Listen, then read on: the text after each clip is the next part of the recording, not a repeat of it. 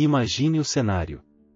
O calor árido do deserto, o sol implacável queimando a pele, enquanto uma caravana de homens caminha decidida em direção à cidade de Damasco.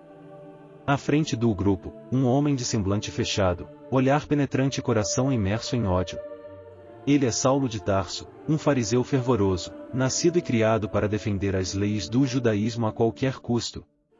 Saulo acreditava ser um guardião da fé. Um soldado contra o que ele via como uma ameaça, o crescente movimento dos seguidores de Jesus. Suas vestes são escuras, pesadas, e cada passo que ele dá levanta a poeira do caminho. Suas sandálias ressoam sobre o solo pedregoso, marcando sua determinação. Ele carrega em seu coração um propósito em acabar com o cristianismo, extinguir esse caminho que, segundo ele, ameaçava a pureza da fé judaica. Ele não é apenas um homem com uma missão, é um homem obcecado. Seus olhos queimam de fúria quando pensa nos que ousam seguir aquele que chamam de Messias, Jesus de Nazaré. O nome dele ainda ecoa nos corredores de Jerusalém, mas para Saulo, o Messias era um impostor. Ele havia morrido numa cruz, amaldiçoado, e Saulo acreditava que com ele deveriam morrer também todos aqueles que insistiam em segui-lo. Mas o destino tinha outros planos. Enquanto Saulo e seus homens avançam pela estrada em direção a Damasco, algo impensável acontece. Do céu, surge uma luz tão brilhante, tão intensa, que faz o próprio sol parecer fraco. É uma luz que transcende o entendimento humano, uma luz que carrega o poder de uma presença divina. Em um instante, Saulo é envolvido por essa luz. Seus olhos, antes tão cheios de ódio e convicção, não conseguem suportar o brilho avassalador. Ele cai ao chão com uma força tremenda, como se o peso de seu próprio orgulho fosse esmagado. O silêncio é quebrado por uma voz. Uma voz que não era apenas audível, mas penetrante. A voz parece vir de todos os lados, preenchendo o ar ao redor de Saulo, e ao mesmo tempo, ressoando dentro dele. Saulo, Saulo, por que me persegues? Cada palavra é como um trovão que estremece a terra, mas também como um sussurro que entra direto em seu coração. Confuso, atordoado, Saulo mal consegue responder. Sua voz vacila quando ele pergunta: quem és tu, Senhor? E então, vem a resposta que desmorona tudo o que Saulo acreditava. Eu sou Jesus, a quem você está perseguindo. O impacto dessas palavras é tão grande quanto o da luz. O chão parece tremer sob Saulo. Jesus. Aquele que ele perseguia com tanto zelo, aquele que ele desprezava e acreditava ser um impostor, agora falava com ele. E não apenas falava.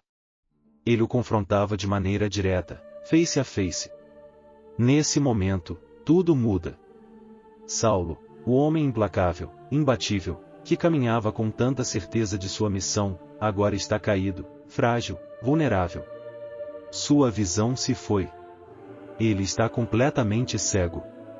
E essa cegueira não é apenas física, ela representa a cegueira espiritual em que ele viveu toda a sua vida. Ele pensava que enxergava tudo com clareza, mas agora percebe que estava envolto em trevas. Seus companheiros, confusos e apavorados, o levantam.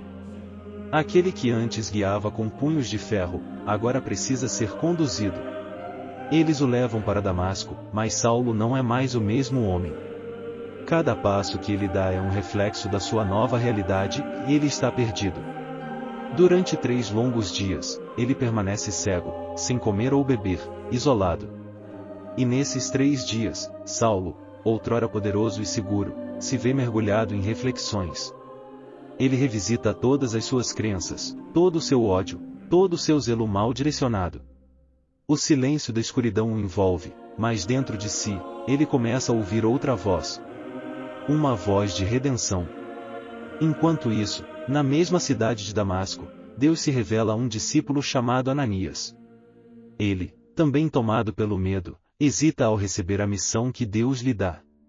Vai até Saulo, diz o Senhor. Mas Ananias conhece a fama de Saulo. Ele sabe que este homem é o terror dos cristãos. É difícil acreditar que alguém como Saulo poderia mudar. Mas Deus é claro, ele é meu escolhido, para levar o meu nome diante de reis, gentios e os filhos de Israel. Com coragem e fé, Ananias vai até Saulo. Ele o encontra em sua escuridão, quebrado, perdido. Ao entrar no quarto onde Saulo está, ele se aproxima com um gesto de compaixão que Saulo jamais esperaria. Ananias coloca suas mãos sobre Saulo e, com voz suave, diz: Irmão Saulo, o Senhor Jesus, que te apareceu no caminho, me enviou para que você volte a ver e seja cheio do Espírito Santo. E então, algo milagroso acontece. Como escamas, algo cai dos olhos de Saulo, e ele volta a enxergar. Mas essa nova visão é diferente de tudo que ele já experimentou. Ele vê o mundo com novos olhos, com o coração aberto à verdade. Ele percebe que passou a vida inteira perseguindo não apenas homens, mas o próprio Deus. A transformação de Saulo é completa. Ele é batizado, e daquele momento em diante, ele não é mais o mesmo. Saulo, o perseguidor, morre ali. E nasce Paulo, o apóstolo. Aquele que antes vivia para destruir os seguidores de Cristo agora dedica sua vida a espalhar essa mesma mensagem. Ele prega o Evangelho com paixão, com amor, e com uma determinação que não pode ser abalada, nem por açoites, nem por prisões, nem por naufrágios. Paulo se torna o maior defensor do nome de Jesus, viajando pelo mundo conhecido, fundando igrejas, enfrentando inimigos, mas sempre com a fé inabalável de que Cristo é o Salvador.